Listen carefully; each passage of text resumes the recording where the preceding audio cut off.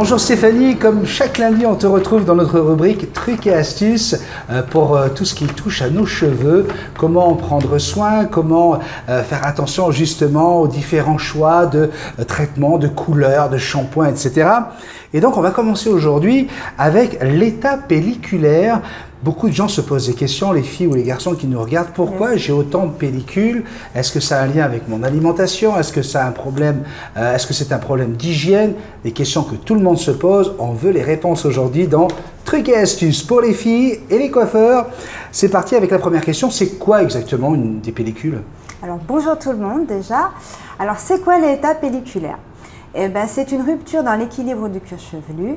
Il va être colonisé par une petite levure qui s'appelle Malocécia, et ce qui provoque une fabrication excessive de sébum et une accélération du renouvellement cellulaire. Et donc du coup, ça crée des cellules mortes. Et donc ils vont se décoller, se desquamer au fur et à mesure, et c'est ce qu'on appelle la pellicule. Alors, est-ce que ça peut arriver à n'importe qui? Bien sûr, ça peut arriver à tout le monde. C'est un phénomène qui peut toucher une personne sur deux. Mais est-ce que cela vient de mon hygiène? Et non, pas du tout, Benny, non. Ça ne vient pas du tout de l'hygiène, sachez-le, rassurez-vous. Mais bien entendu, il ne faut pas se négliger pour autant. Alors, pourquoi est-ce que j'ai très souvent des pellicules? Alors, pourquoi? Eh bien, tout simplement, il est très important de se connaître avant tout. C'est un état aussi psychosomatique, psychologique et aussi un état physique. Hein. Est-ce que le fait, par exemple, d'être diabétique ou de manger une nourriture plus grasse, est-ce que ça peut effectivement être à l'origine de plus de pellicules?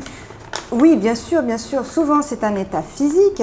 Donc, si vous êtes fatigué, stressé, malade, les régimes intensifs aussi provoquent des pellicules. Angoissé, vous aurez à ce moment-là des pellicules beaucoup plus excessives. Vous aurez des périodes de pellicules.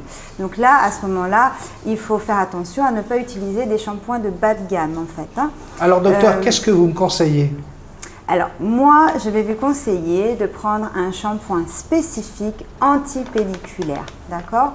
Ceux de supermarché sont très souvent irritants et peuvent faire l'effet inverse. Attention. Donc, quand vous prenez un bon shampoing anti-pelliculaire, il faut savoir qu'il a 3 actions.